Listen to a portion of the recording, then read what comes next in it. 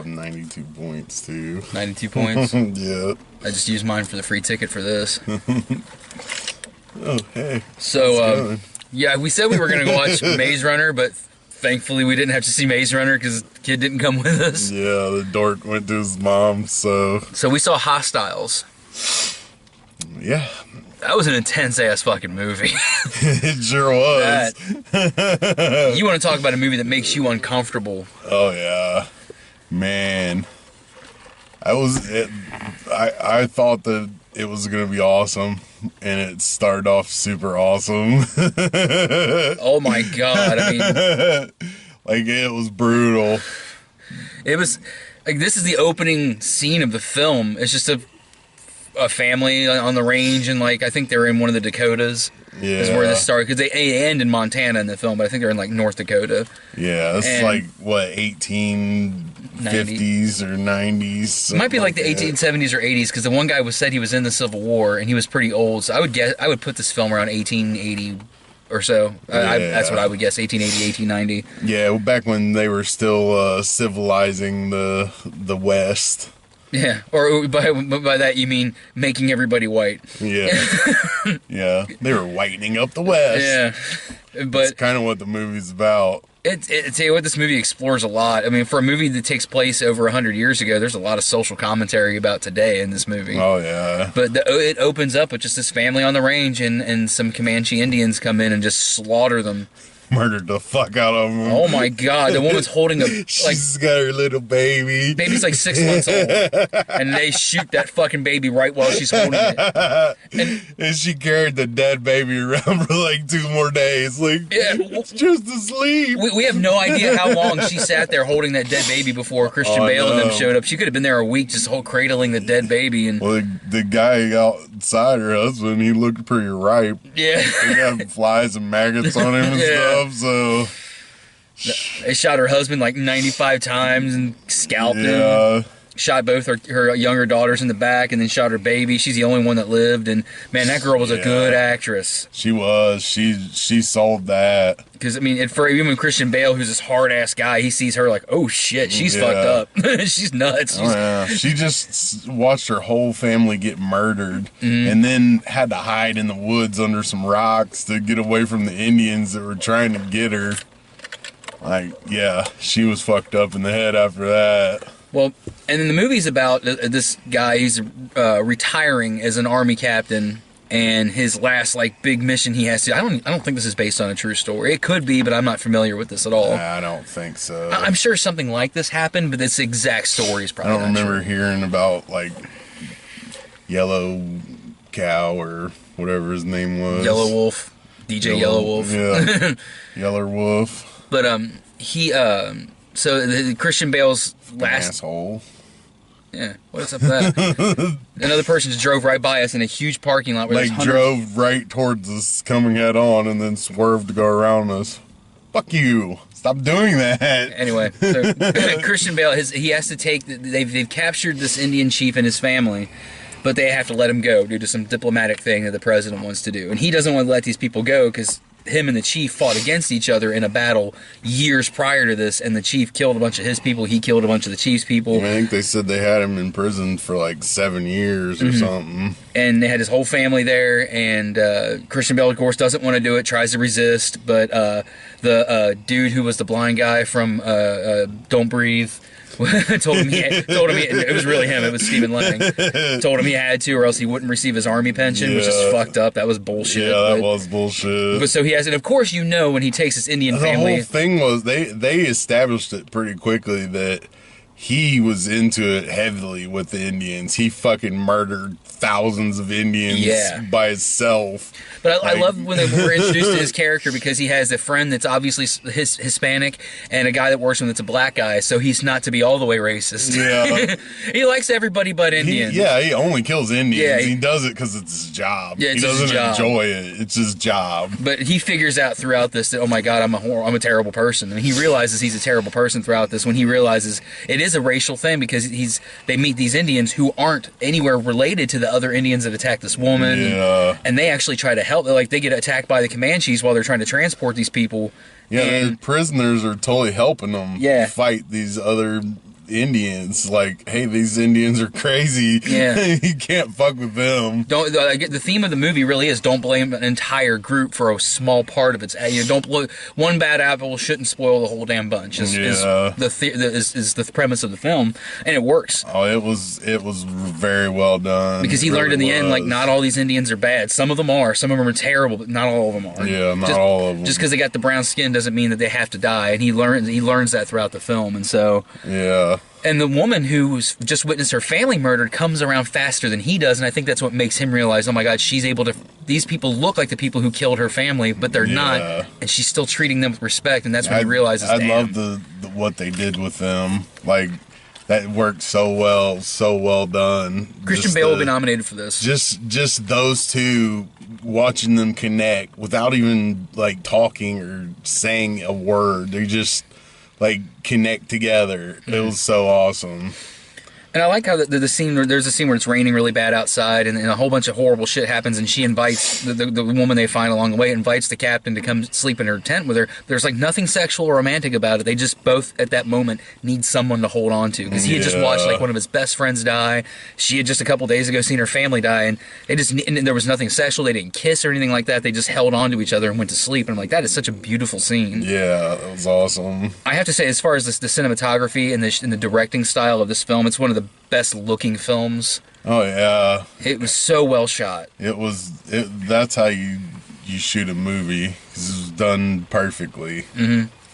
It's a long sit, but what I like about the film is in the beginning there's a lot of long drawn out shots, and it almost gets boring, but you kind of figure out what they were doing throughout. They were trying to make you uncomfortable. It's like, okay, anything, we're showing you these people just sit by this fire. Any minute something could happen, then it doesn't. But that's what life was like back then, taking the chances. You know, it's like, okay, we're fine for a couple of days, then boom, out of nowhere, we get attacked, half our men are killed. You know, and so the movie, as it's going along, those long, drawn-out things become less and less and less drawn out, so you go from being, like, bored but, like, waiting for something to happen to becoming more and more anxious. To the next thing you know, you're getting raped while you're doing the dishes.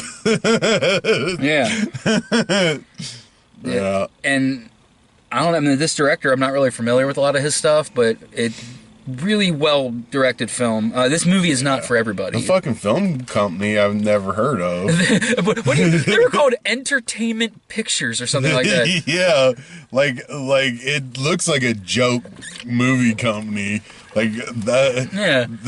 Who the hell are these people? Like. And they're the same people that made those other ridiculous movies we saw in the trailer. We'll get to that in a minute. I'm like, what? Seeing those and then watching this movie, like, no, I think this is just another company who's trying to, like, cheat on their taxes. and so they're just, like, using this fake name to totally make their movies. Speaking of their names, oh my God, you could have shaved 10 minutes off this film by just taking out half the logos that came up at the beginning. Every logo had to be shown for 10 seconds, and then another one, and eventually I'm like, oh my God. Like, how many fucking companies worked on this shit? It was getting out of control. It was just like, okay. And it's not like they ran them really quick like a lot of other films do. It was like, and they all had to have their little symbol inside the letters and shit. Like, come on, that's enough of that. that got a little annoying in the beginning, yeah. But if you're the kind of person like me that you like a film that makes you uncomfortable, if you like the movie like Prisoners, that's a good example. I don't know if you ever seen Prisoners, Hugh Jackman. Yeah. That's a goddamn good movie, but not everybody can sit through that movie. I know people personally that could not make it to the end of that movie because they were so uncomfortable. This is that kind of movie. Oh yeah, it was definitely it made me uncomfortable a few times. And it's very, very sad. Like, if you're a crier, you fucking just be crying for 2 hours. There was one part Christian Bale, all he did was he started to cry after watching one of his best friends die, and I almost teared up a bit because he was emotional. Like this whole movie, he just had this look, and in that moment, the part that got me was when the lady was burying her family. That was sad. After she's like scraping the ground and shit, and then once she just like realizes and she gives up, and they come in with their shovels, and it teared me up a little bit. Like, yeah. She just realized, hey, these fuckers are dead. Yeah. All they are hills in the ground now. Yeah. And she was like, promise me if I die, you'll bury me in this field. I was someone to be like, okay. Sure, whatever you say, bitch. I don't even know you, lady. We're not coming back here. I haven't even gotten your first name. I don't know where we are. Yeah. We're never going to find this field again. Sorry about your luck. But I'm not going to give away the ending. The ending of this film is a very symbolic ending, and I don't want to give it away. This is one I may do a review of a year or so from now when people have had the chance to see it. And because I want to talk about the last 5 minutes of the movie. The only part that I was a little bit lost on and not exactly sure what happened is when they come across the 3 dead Indians. Oh, you catch what happened there? No. Oh. Like, he fell asleep or something, and I'm like, I don't understand. Like, did the captain go do that? No. Here's what happened. The dude with the long beard went to relieve that guy, and he relieved him and turned the other way, and the other Indians went and hunted those people down and killed them. So the Indian prisoners that they had with them at night left and hunted. They are the ones that did that. Yeah. So I caught that when he's like, if you ever fall asleep, because he knows he did it on purpose. Yeah. He knows he let him do it, and he's like, you can't do this shit.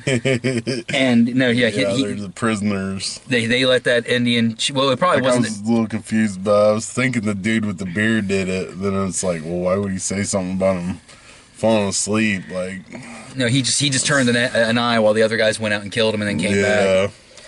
They did that for that woman, like, because she was so nice to them that they're like, all right, we're gonna kill everybody that killed your family. They fucking did. They got revenge for her family. They murdered those fuckers. Those Indians were awesome. One was totally kicking wing from Joe Dirt. That was the son Indian. Yeah. Oh, he's been in a bunch of stuff. That dude's been in a lot of comedy. He's like the only true Indian guy in Hollywood. Of that age, yeah. There's not a lot. There's no other actors that are Indians that can play Indians, so he's the Indian and everything. Yeah, I'm gonna look him up, and he's gonna turn out he's from like Guadalajara, Mexico. Or something. There's a lot of that is true, because there's a lot of older Native American actors in Hollywood, tons of them, but younger guys, like people like our age and younger. There's like the grandpa guy. I've seen him in a million things. Oh, he was too. in Ernest Goes to Camp. He was in everything. Yeah. That dude's been in everything. He's got to be 190 by now. Oh yeah, he probably is. In Indian years, that's like 5. And once again, a joke I'm allowed to make because my wife's father is like Indian, so they absorb all the souls from all the dead Indians that were killed. So I take pictures of him whenever I can because it takes parts of his soul every time. All right, so I'm part Indian. I'm allowed to make Indian racist jokes. I know. I need to get somebody that I'm related to needs to marry somebody who's black or something like that. So I'm like fully covered on all the jokes I'm allowed to make. 'Cause I'm married to a Jewish woman whose father was Native American. I just that opens up so many things you're allowed to make fun of. Yeah. One of a family member of mine, I won't say because I don't think she wants to be outed on. A family member of mine and one of my best friends, both lesbians, so I'm allowed to make those jokes too. So. Heck yeah. But well, I did anyway. Like it matters when you make those jokes anyways. Yeah. You know what's funny? I had a friend in school. I won't say her name because I think she's on my friends list, and she's a black girl and me as a white. We would tell each other the other's racist jokes. Like she would tell me black people's racist jokes about white people, and I love them. I thought they were hilarious. I mean, it was one of those like because it was in the context of we're making jokes here. And she would make and she would tell me these jokes that people would make about white people, and half of them were true. They're funny as hell. But anyway, we'll get off of that because I don't want to piss anybody off. But I highly recommend watching this movie, but it's not for everybody. Yeah, I thoroughly enjoyed it. I thought it was awesome. Definitely check it out. So we got a couple trailers or whatever, but we got this one. I can't wait to see this movie. Movie of the year. It's gonna blow everything else out of the water. It's literally amazing. Yes. Hurricane Heist. Now, just think of that title and think in your head what this movie's going to be like. And that's exactly what the trailer. There's a giant hurricane. It looks like a tsunami, like a 90-foot wave coming towards this town. And so these guys are going to take it as a chance to rob the U.S. Treasury. They're going to fucking pull off the biggest heist. How can you steal $600 million and 600 mile per hour winds? That was the tagline. He's not kidding. That's the tagline. I saw that I'm sold. Yeah. Sign me up. When's that coming out? Because I want to watch it right now. Yeah. I'm going to look that up later. Hurricane Heist. Oh, just the ridiculous taglines and just the ridiculousness of the trailer. This is like one of those fucking fake trailers of Tropic Thunder. That's how ridiculous it was. Scorcher 7. Yeah. There's no way they're really making that movie, but they really are. If you ever watch the show Drake and Josh, when they would talk about the bad movies they were about to go see, this is that movie. I used to watch that show, and they were like, "We have Bad Movie Tuesday." When they would describe a movie, this is exactly the kind of movie they would go see. I can't wait to see it. Oh, I can't either. It's gonna be amazing. This year's Geostorm. Even more ridiculous than that. Well, Geostorm benefited because it had Gerard Butler in it. This one, I don't know who's in it, but I didn't really recognize anybody. It doesn't really matter. There's a hurricane and there's a heist. That's the most important part. Yeah. I don't remember anything else about anything else except for that. Well, alcohol, drugs kill brain cells, which means we're barely hanging on by a thread. Can't function. No. I couldn't remember. We were paying off something online because we got an advance on our taxes, and it's a bill I paid 3 weeks ago, and I couldn't remember the password. I just paid the bill 3 weeks ago, and I'm trying to enter the bill. There's 4 or 5 passwords that we have as stamp that we use for everything. Don't I'm hate that. Going through all of them using capital letters here, a number instead of a letter, and I went through all so many, and finally just locked us out of the site. I was like, what the 3 weeks ago I paid this thing. 3 weeks ago, yeah. I finally paid off my air conditioner. It's a good thing. It's getting warm out. Yeah. Good thing I've got that. Furnace has been working overtime. Because, nothing can adjust because 2 days ago it was 9 degrees out in the morning and our car was frozen shut. And right now it's 50 degrees out and raining. Yeah, this weather is ridiculous. Sucks ass. No wonder I felt like shit for the past month because my body's like, no, give up. It's cold, it's hot. What the fuck you want me to do? Just lay down and sleep. Drink more alcohol, it'll help. Yeah, and warm you up, and then you throw up. It'll just knock that shit right out of you. Yeah. Well, you brought up one thing to me that I guess we never did address because I don't know, for everybody that's followed us, I've murdered him twice in the car. And the first time I murdered him, I brought him back from the dead. Well, the second time, he's like, we never did tell everybody how you brought me back from the dead. So I thought I should address that now because it all happened off camera. I wish I'd have been taping it because you'd never believe it. So I did an incantation spell to try to, because he wasn't all the way dead. He looked dead, but he was kind of still hanging on. So I did this incantation spell that was supposed to bring you back to life, but I accidentally summoned a vampire. Okay? And then I know this doesn't... where those bite marks came from. No. But here's what happened. So I summoned the vampire by accident. And I was like, he was like, well, you're trying to give your friend eternal life. I was like, well, not eternal. I don't want him around that long. Just, maybe a couple more days, so I'm not the one that's accused of doing it. So he's like, okay. And he goes to bite you. Well, halfway through biting you, he dies of alcohol poisoning. And so... I didn't know that could happen to a vampire. Apparently it can. So he dies from alcohol poisoning, so you're halfway vampire, which means you're also a daywalker. So he's a daywalker now. So I had this idea, I can always just sit there and you become... this looks like plastic, but it's really wood. And the only way you can kill a vampire is to shoot him through the heart, so... Oh, God damn it! You bastard! All right. I should have said you have failed this front seat of this car, but all right. Well, now I can actually try to resurrect him, and hopefully I don't bring him back as anything else because, man, this is getting boring. All right. Well, I might see you next week. He might not. See you later.